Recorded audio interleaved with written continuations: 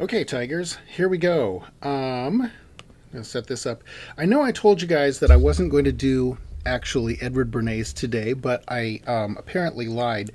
We were going to do the propaganda techniques, the tips and tricks for the aspiring evildoer, but I remembered that I had two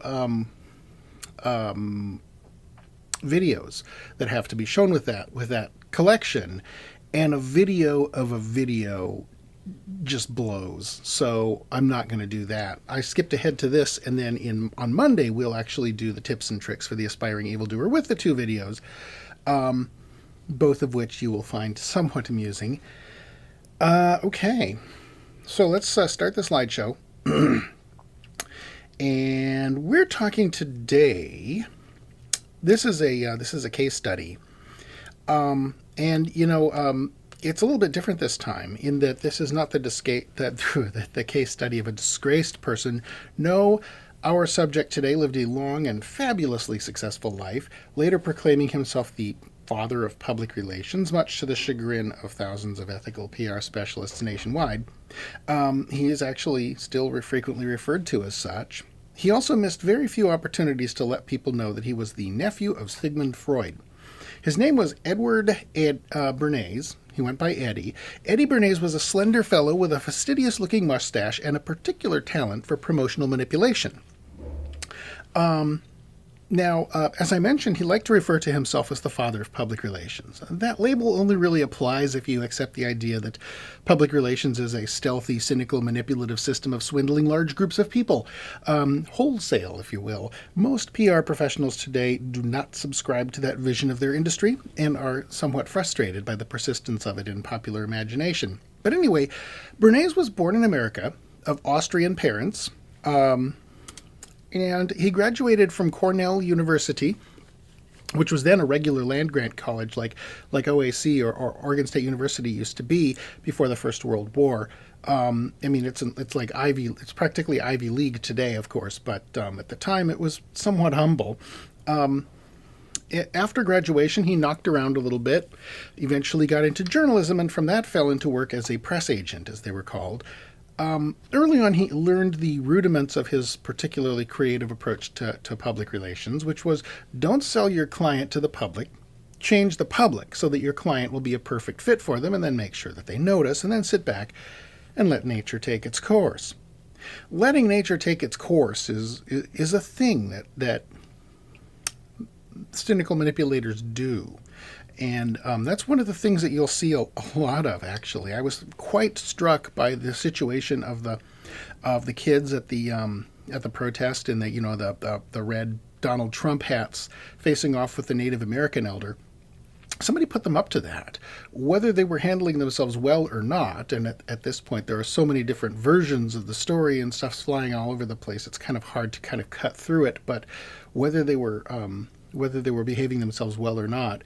Nobody really seems to be noticing the fact that somebody kind of set them in motion and said, there he is, get him, and then stepped back and let nature take its course. Whether they behaved poorly or well during the process of going through that. I don't want to get into that, but it's kind of a pattern that you can look for. His first experience with this novel approach happened with the Ballet Russe, which was a Russian dance company. And so to the 23-year-old Edward Bernays fell the task of convincing an America still pretty rough and, unimpressed with European culture, and manly in male circles, that digging ballet was not unmanly, and that there was nothing wrong with as they saw it at the time, or would have phrased it, a man in tights and slippers frolicking about on the stage. Well, press agents at that time would approach problems like this by basically sending articles to publishers and editors about their clients, usually some puff pieces about the company and details of performances. Sometimes they would stage publicity stunts. Bernays went way beyond this. He sent out a vast array of articles, not just about the Ballet Russe, but about social norms, with headlines like, "Are American men ashamed to be graceful?" that sort of thing. He reached out to designers to make handbags and jewelry and home furnishings inspired by the Belarus costumes and sets, and soon American cities were in the throes of a ballet fad, and the Belarus was doing quite nicely. Legendary Italian tenor Enrico Caruso was his next big client, and I'm not quite sure why Enrico Caruso needed his particular set of skills. It may have had to do with some sort of scandal. Caruso famously married someone far younger than himself. But apparently he did need some public relations help. But then came the First World War. And when the war broke out, Bernays had a problem. Okay. He really wanted to get into the infantry so he could go out there with a rifle and fight the enemy. So he literally arranged a public relations campaign to get himself accepted, but because of his bad vision and flat feet, his pleas fell on deaf ears. Now, I hope your bullshit buzzer is ringing just a little bit, because that's a great story for a guy who, unusually convenient story, I guess you could say. Here's a man of fighting age whose ethnic background is Austrian. That's one of the enemy states, right?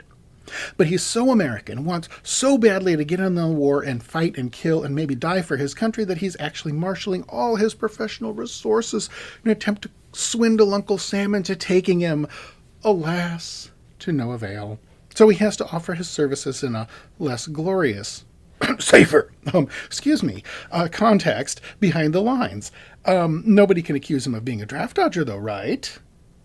Well, as talented a mythmaker as Bernays was, this story really is questionable. Really questionable. It should definitely be ringing your bullshit buzzer. If it didn't a little bit ago, I tried to deliver it pretty straight, so that's probably why. It is exactly the kind of claim that a fellow like Bernays would want in circulation, though. It may be a true story, but life doesn't usually imitate art quite that closely. Whatever the reason, Bernays did not go into the infantry. He went instead into the service of the Committee for Public Information, the notorious Creel Commission, which was just spinning up. By now you're somewhat familiar with the story of the Creel Commission, I think. Actually, you probably aren't, because I switched these slideshows around. But Bernays was already in the business, so he was able to hit the ground running. He wasn't part of the commission's brain trust, but he quickly made a name for himself as a key operator there. Most of the members of the commission were newspaper people and university professors. They lacked the practical skills that Bernays had picked up through his work with the Belarus and Enrico Caruso and stuff like that. But Bernays was already learning plenty in the process. He was a part of a big organization dedicated to the manipulation of public opinion, working like a team, sharing insights and resources to get the job done, and he was learning a ton. He observed the effectiveness of the street theater of the 4-Minute Men, the specially trained orators who would stand up in public and give a speech of exactly 4 minutes duration. Psychologists had agreed on the basis of psychology in 1918 was bullshit. It wasn't science. It was mostly back-of-the-envelope nonsense coughed up by Sigmund Freud and his friends. It's a science now, don't get me wrong. It's the real thing now. But in 1918, nobody knew nothing. Anyway, these guys had agreed that that was the length of the average attention span, is 4 minutes. So, by golly, we're going to have 4-minute speeches in support of the war. He saw the responsiveness of the crowds to the addition of a patriotic song at the end of every band performance and concert, and their receptiveness to messages embedded in movies, and the linking of patriotism with everyday activities like work and child-rearing. These had a profound impact on the American promotion and advertising world following the war. Certainly, they were far more interesting to Bernays than the more traditional manipulative techniques like feeding heavily spun news releases to newspapers and papering buildings with destroy evil, bloody, bad Hun posters. Well, now comes a very interesting turn of events. Interesting to me, anyway. Maybe to you, too. After the war, the Committee for Public Information planned to send a 16-member press team to the Paris Peace Conference, at which President Wilson hoped to get the former belligerent powers to adopt a more civilized attitude towards one another and get his League of Nations dream fulfilled. The mood of the nation was already shifting quite rapidly. Americans had gotten very excited about the war. They had been, egged on by Wilson and Bernays and his colleagues. They leaped into the fight. The Allies had more or less used them as cannon fodder. I mean, that isn't quite fair, but they definitely hadn't been spared any of the hard, the heavy lifting. So, 114 Americans had been killed out of a population of 100 million. That's not a huge bite. It's a drop in the bucket compared with what any of the belligerent powers of Europe lost. But enough that a significant percentage of the public had lost at least one person they cared about. Increasingly, it was looking like the result wasn't going to be real impressive. So public attitudes towards Wilson's administration in general, and the Creel Commission in particular, were souring rapidly and significantly. Previously, people had looked on the Commission's efforts, and this is kind of a key thing when the scales come off. People go from looking on the efforts of the propagandist as directed towards, this is our team trying to convince other people to come around to our point of view. And when the scales fall off and people suddenly realize that it's actually they themselves who have been the targets, and that those other people would have been nice, but the most important part of the whole program was to make sure that they stayed on board and focused on convincing other people rather than questioning their own assumptions. And that literally they weren't allies, they weren't partners, they were, manipulators. So, they'd been played. And they were increasingly realizing they'd been played. They had been forged into a weapon to be placed in the hands of the British and French to be used to win a war that, as they saw it, the U.S. had no real business being involved in. And now that they had been so used, they were being treated not as partners but as tools, cast aside and ignored as the negotiations for peace were undertaken. Word of the French and British spitefulness, vindictiveness, and intransigence, and again, I'm channeling the American public's attitude at this time. I'm not claiming that they, in fact, were like that, although there were certainly elements of those things in it. And also the complete disregard of the American philosophy of peace, as they also saw it, drove this point home. And at this precise moment, as the public was starting to realize that maybe they'd been swindled, with the worst timing of his career, Bernays sat down with a reporter for the New York World and opened his mouth and said this: "The announced object of the expedition is to interpret the work of the Peace Conference by keeping up a worldwide propaganda to disseminate American accomplishments and ideals." Sounds a little on the dry side, but it was like a cigarette in a powder magazine. Congress critters opposed to the president objected, hey, look, the war's over. What's the Creel Commission still trying to manipulate the press doing? They charged that Bernays and company were trying to spin the public into political support of Wilson, right? Political support of the war, one thing. Political support of a politician, very much another. News reporters who had sucked it up and written patriotic stuff during the war took this apparent desire to keep the good times rolling into the peacetime as a personal challenge and a professional insult. All allies turned and fled. All enemies were emboldened. The Committee for Public Information not only found its 16-person mission to the peace conference canceled, but the commission itself was dismantled so precipitately by Congress that they didn't even have enough money to wind down business and establish an archive, which is a damn shame, because there must have been some history lost, and it was probably pretty important history. This time period is about as close as America has ever been to not being America. I mean, I don't mean physically not America, but completely un-American.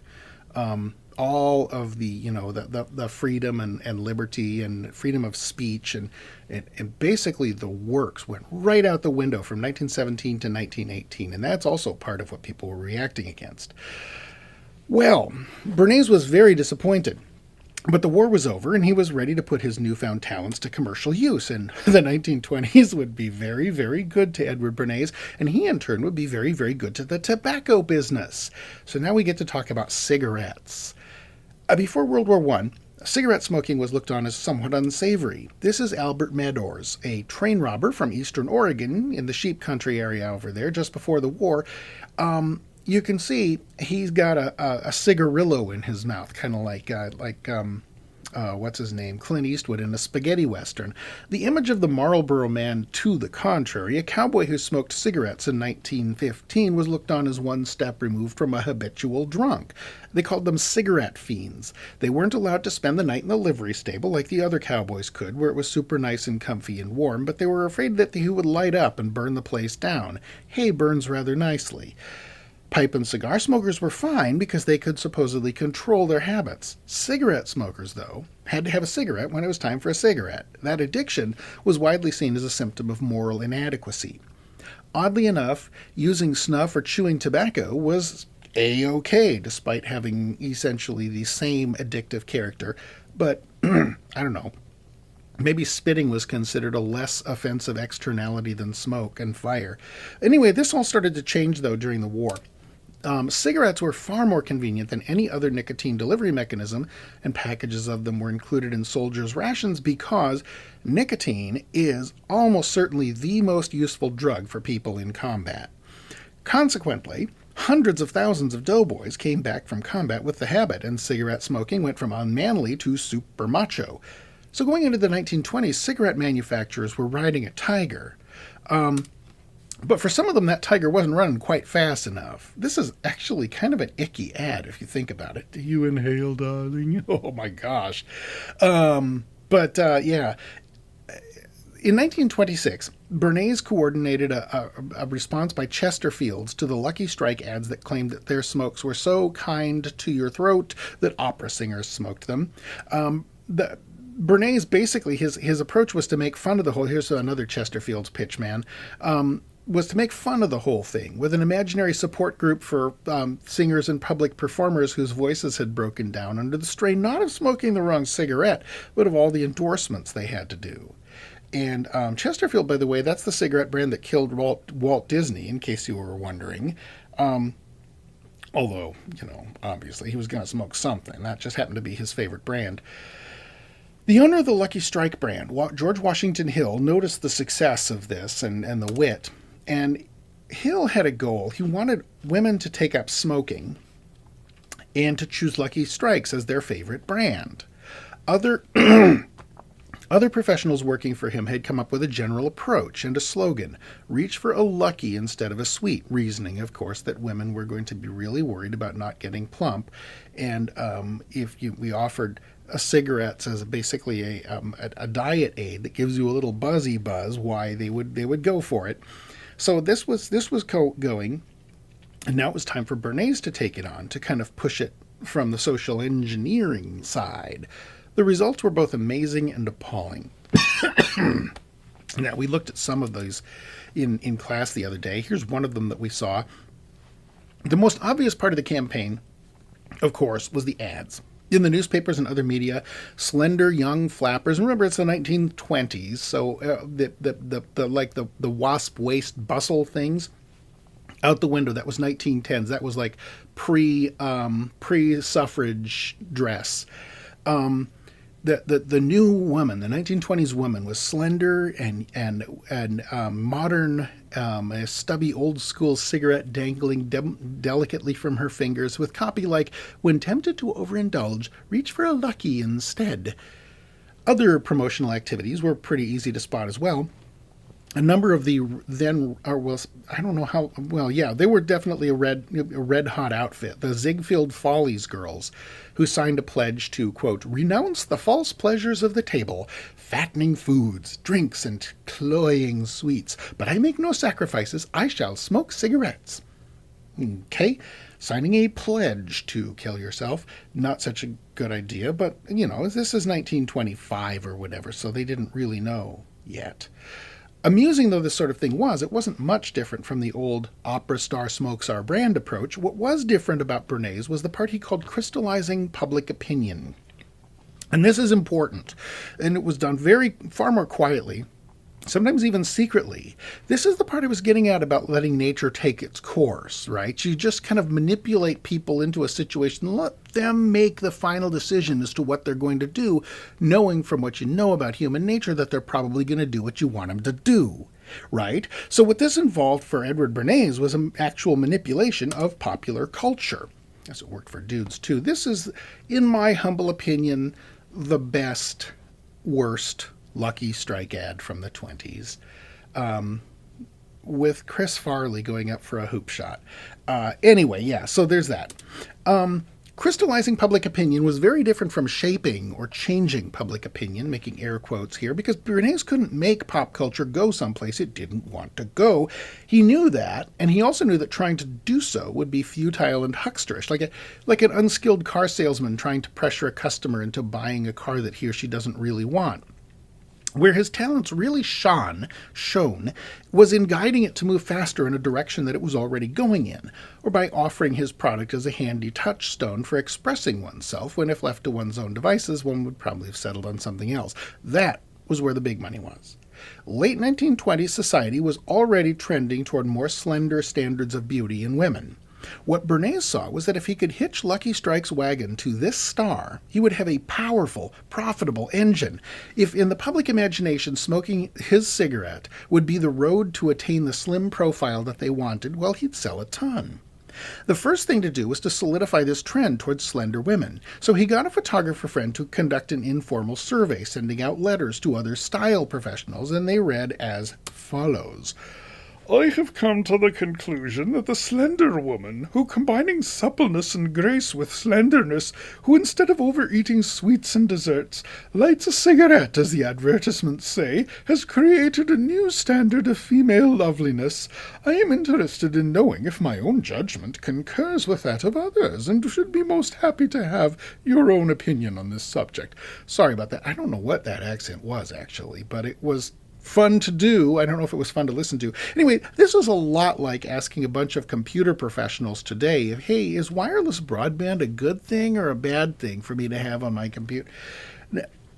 All the people Bernays' friend was hitting up, photographers and artists in the business of creating contemporary cultural imagery, and by contemporary I mean contemporary to this time, right, the 1920s, not today. They were at the forefront of the trend towards slender woman iconography. He knew exactly what they would say. If he hadn't known, he wouldn't have asked him, because he wasn't trying to answer a question. He was trying to implant an idea. So this trend was new enough that nobody had studied it yet. So by asking this question, what Bernays was doing is crystallizing a trend that was already there in more chaotic form, and then basically getting everybody to crystallizing it and focusing it on him. Right? Someone has once said, and I don't remember who because I was like a teenager when I first heard this, that leadership has been defined as figuring out where the crowd is going, running to the front and yelling, everybody follow me. That's exactly what crystallizing public opinion is. In a nutshell, that is crystallizing public opinion.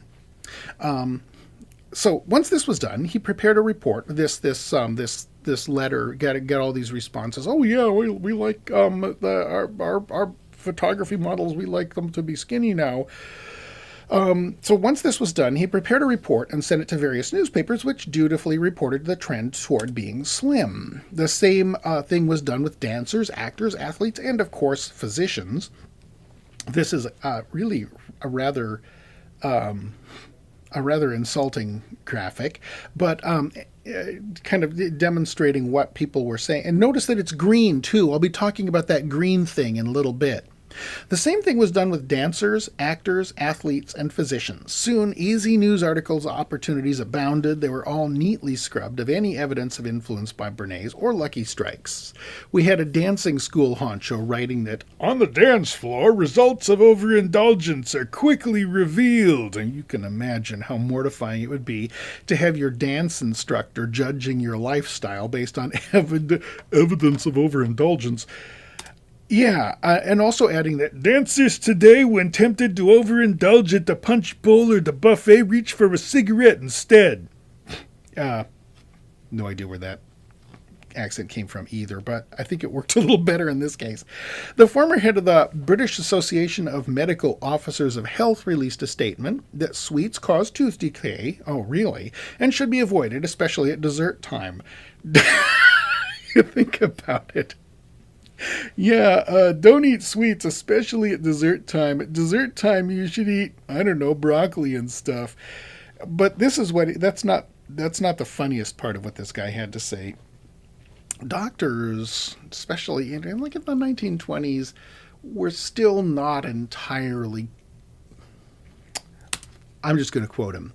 The correct way to finish a meal is with fruit, coffee, and a cigarette. The fruit hardens the gums and cleans the teeth. The coffee stimulates the flow of saliva and acts as a mouthwash, while finally the cigarette disinfects the mouth and soothes the nerves. I don't have an RP British accent, in case you're wondering. I can't do one credibly, so you had to get something else instead.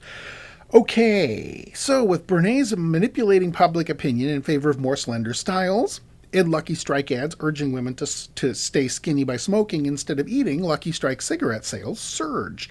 Everyone could see the ads urging people to smoke. What they couldn't see, and what Bernays was at some pains to make sure that they never did see, was the subtle manipulation of the very fabric of popular culture to bring people naturally and effortlessly to a mind space in which they would be maximally receptive to those ads, to which those ads would act as a catalyst. Instead of pushing people to doing something they didn't want to do, they would remind people of something that they had wanted to do. I mean, and the best advertising works on this basis. The AKG microphone people sold me a microphone by running ads on Facebook for other microphones. It reminded me of one that I had always wanted, and I looked it up and found a really good deal on it and bought the damn thing. I mean, my microphone desire was crystallized. So yeah, from this success, Bernays almost immediately moved on to an even more audacious one. George Washington Hill, the owner of Lucky Strikes, had asked him to figure out a way to get women to start smoking cigarettes on the streets as well as indoors, because the problem is, it's hard to get a lady good and hooked on a debilitating addiction if she still won't smoke outside. If she's only willing to smoke cigarettes in the house, well, it's hard to get good and addicted. I'm being cynical. See, here's the thing. At the time, there was a taboo, a fading taboo, but still a taboo against women smoking in public. This taboo was being worn down, of course. Originally, it had been against women smoking at all. This is an illustration, a German picture from about 1905, showing the horrors of the modern woman, as it was at the time, was seen. See, she's being kind of a little bit sexually forward. She's smoking a cigarette. She's got a dead tiger on the floor that she's stepping on, and this guy is like, "Oh my gosh, you might be too much to handle." Honestly, that guy is an idiot. He is completely unworthy of that woman. But that's another story. The taboo was, like I said, it was being worn down. It was starting to change slowly, but Hill felt that he could sell a lot more cigarettes if women felt comfortable lighting one up on the promenade. The goal was for smoking cigarettes on the street to be seen not just as okay for women, but as an act of triumph and a celebration and defiance against the old stifling ways, a sort of ding-dong the witch's dead dance done on the then freshly filled grave of the anti-women suffrage movement, which was a thing that these ladies remembered very well. And they were, almost all of them were extremely pleased that it was dead and gone, and were in a mood to celebrate it. And what Bernays figured out was that if he offered them a way to celebrate it that would involve smoking his product, that they would sell a lot of the product. A way to demonstrate that these were not the demure, tightly corseted ladies of the 1910s kept in the home and denied the right to vote. These were modern 1920s women. They voted for whomever they pleased. They wore daring clothes that gave them freedom of movement, and they celebrated their freedom with the new symbol of the triumph of modernity and women's suffrage and liberation.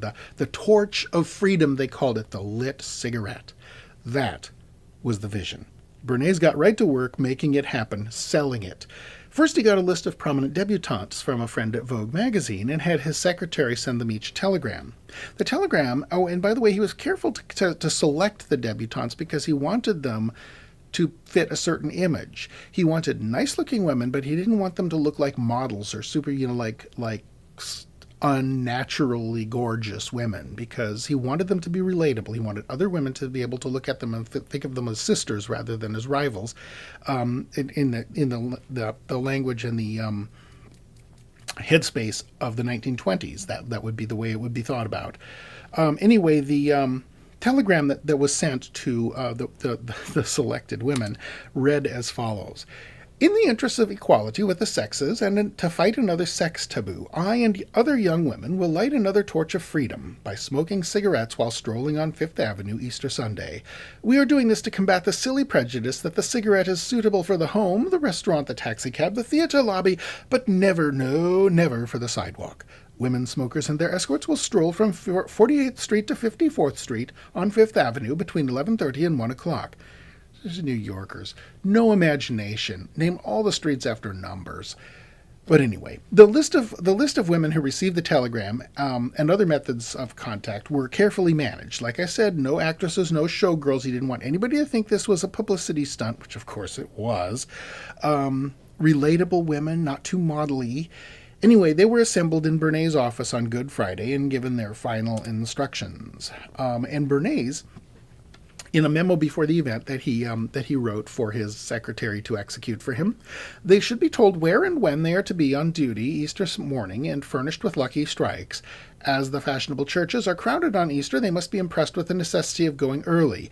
Business must be worked out as if by a theatrical director, as for instance, one woman seeing another smoke opens her purse, finds cigs but no matches, asks the other for a light. At least some of the women should have men with them. The event was something of a sensation. It was carried in newspapers nationwide. It sparked a ferocious debate among different newspapers and service organizations and women's clubs, as well as individual ignorant citizens writing letters to the editor about how scandalous it was for women to be lighting up in public. But among the population of girls and young women, who, because of nicotine's addictive properties, were the most important subjects of this campaign, there was no question about the effectiveness of the message. Smoking a cigarette was seen now as one of the most powerful self-defining statements a young woman could make. It differentiated her from her mother and dowdy Aunt Agatha. It identified her as modern. It was a cinch. Now, keep in mind that Bernays was always at considerable pains to avoid letting anyone know that American tobacco or what was behind these efforts. For the Torches of Freedom promotion, his secretary was quoted in newspapers claiming the whole thing was her idea and there was no connection to any firm, and he left strict instructions not to let that cat out of the bag. I mentioned green a little bit ago, that American Venus thing that was up there with that. Oh, good, it works. This is a lesser-known example of Bernays' work, swinging nationwide fashion trends so that Lucky Strike's packages wouldn't clash with women's outfits. I did it. I delivered it with a straight face. Then I cracked up afterwards. But yeah, no, seriously, really, honestly, that is what they wanted. That's why they wanted to swing it green. Strategically, not such a hot move, since this year's hot trend is guaranteed to be dated and embarrassing in 2 years, but tactically a remarkable triumph. Now, at the time, Luckies were sold in a green pack with a red target dot in the middle. Not long afterwards, they were changed, and for this very reason, no doubt, but at the time, George Washington Hill, the owner, was adamantly opposed to changing the color of the packs, yet he was convinced that women were smoking Camels because the Lucky packages clashed with their outfits. These people are idiots. But, okay, what to do? So pulling every lever and pushing every button, Bernays launched a full-blown campaign, a green ball at the Waldorf Astoria, a green fashions fall luncheon, a new color fashions bureau to help get everybody pointed towards green for interior decor, lectures on green and the work of great artists, and so on and so on. Prominent women from Mrs. Delavie Chrysler to Eleanor Roosevelt to Ellen Berlin, who was married to Irving Berlin, started wearing green. And headlines started appearing in newspapers. It looks like a green winter. And in an event that Bernays found particularly satisfying, this advertisement was published showing a woman in a Camel cigarettes ad wearing green. Proof positive that his cover had not been blown and that the Camel people had no idea that their rivals were behind this fashion trend. Now, of course, maybe the Camel people had no idea of that because it was such a stupid thing to spend money on in the first place. I mean, if you think about it, they spent a tremendous amount of money on all of this rigmarole trying to get people to start wearing green stuff so that they wouldn't clash with the package that their addictive cigarettes came in. I mean, maybe a few people who would have switched cigarette brands, maybe, but no, that money went down the drain, and the Camel people were probably like, no, they wouldn't waste that money on that. Yeah, we'll go ahead and use the green stuff. Anyway, another telling example was the campaign for Cremo cigars. Cremo cigars were also made by the Lucky Strikes people, and at the time, competing cigars were made by hand, rolled by hand, with the blunt end formed in the cigar worker's mouth, where the spit or the saliva moistened it and formed it. Well, Cremo had come up with a mechanical system that dispensed with the spittle, and Bernays knew that they would sell more if they presented Cremo as a spit-free cigar. But, I mean, that much was easy. But he also knew that if they could really whip up widespread public disgust over spittle, he could drive a lot more business to Cremo. So he set about doing just that, crystallizing public opinion in a generally negative way, or from a negative feeling towards spitting in public to an outright revulsion, getting physicians to expound on the bad health effects of gobs of spit on the sidewalk, and getting city councils to pass ordinances against expectorating in public. The campaign was highly successful. It also had, the side effect of taking shots at the chewing tobacco industry. It is worth wondering, however, because nobody inspects your cigar to see if it's a Cremo brand cigar, if maybe it didn't undermine them a little bit because of making it less socially acceptable to be seen smoking a cigar. But I don't know. Anyway, all in good, clean fun, right? The good old days, since nobody knew that cigarettes were killing you until the early 1950s, or if you were an attorney in the employment of the R.J. Reynolds Company in the 1980s.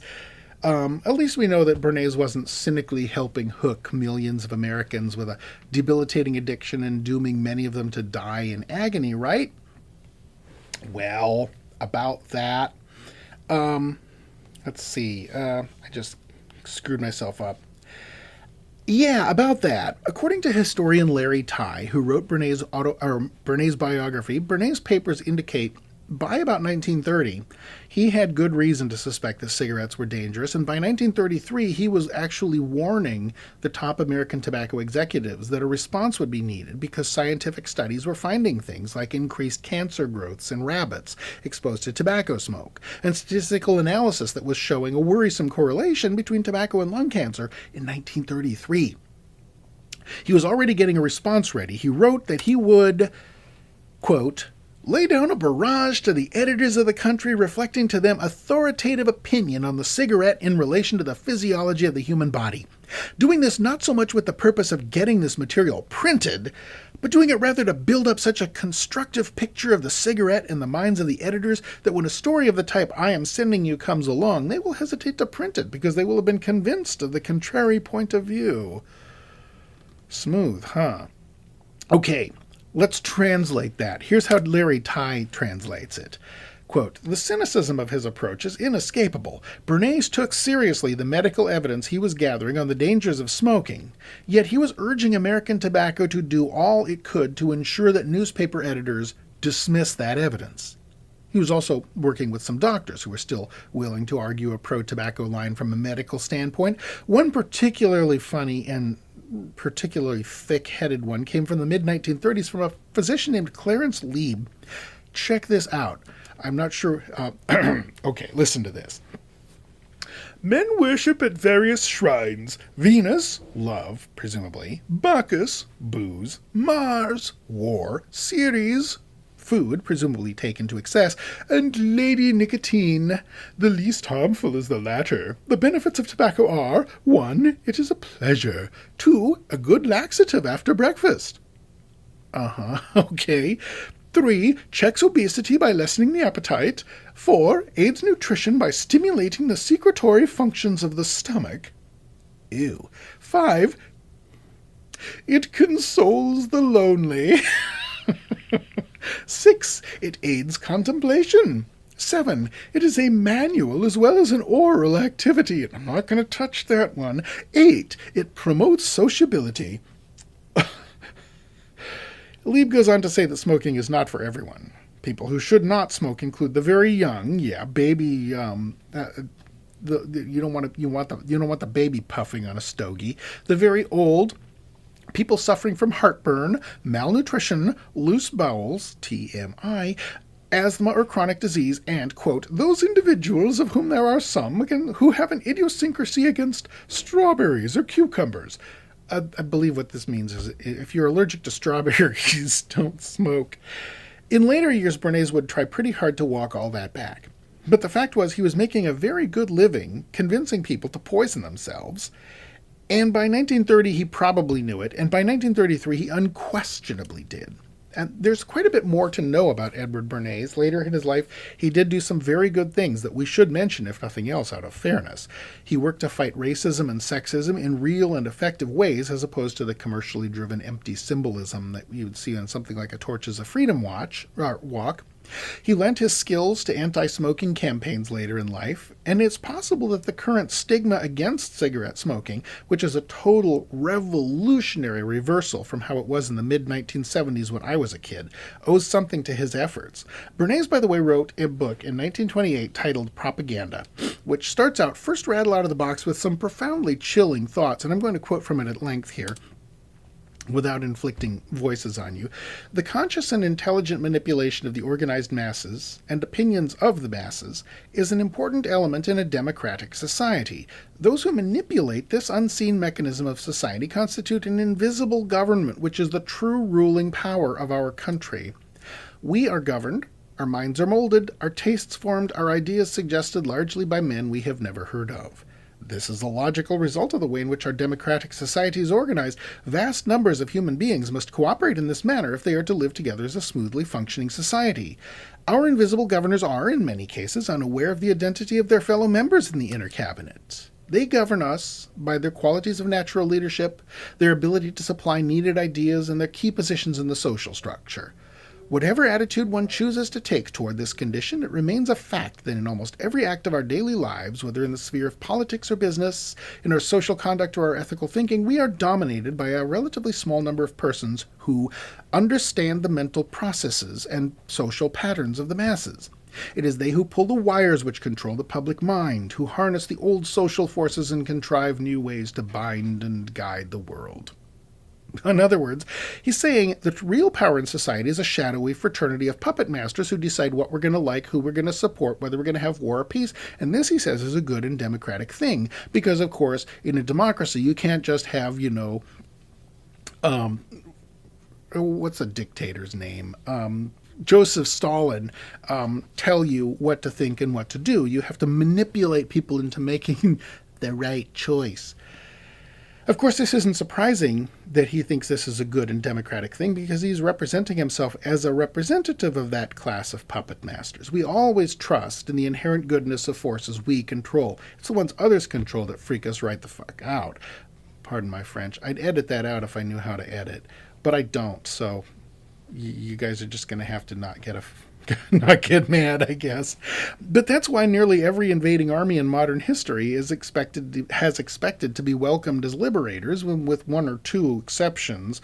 None of them ever were. Well, so much for Bernays' theory. Let's finish this discussion by looking into his practice.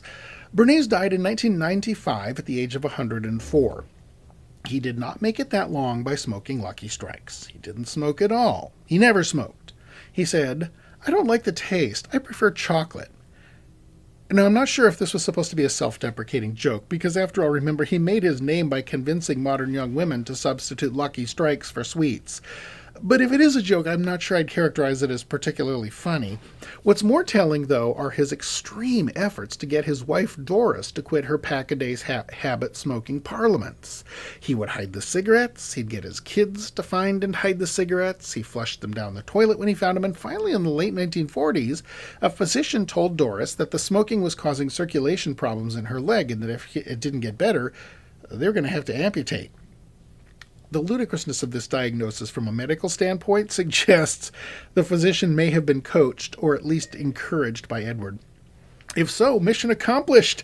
This prospect scared Doris so badly that she quit cold turkey on the spot. So that's one life that Bernays' inside knowledge of the cigarette industry probably saved. So give that boy a gold star. Or on second thought, don't. Because there's about a 1 in 10 chance that he helped kill your great grandmother. Ladies and gentlemen, Edward Bernays. That's all I've got for you for the weekend. So go out there and have a great one. And I'll see you bright and early on Monday, and we'll talk about some of the techniques that get used in propaganda perpetration. Thank you. And now it's time for me to do all of this stuff as fast as possible. Yeah, you can just go ahead and stop watching now, because stop recording. That's the button I want right there. I feel like Grandpa trying to figure out all the buttons on the mouse. W, W, W.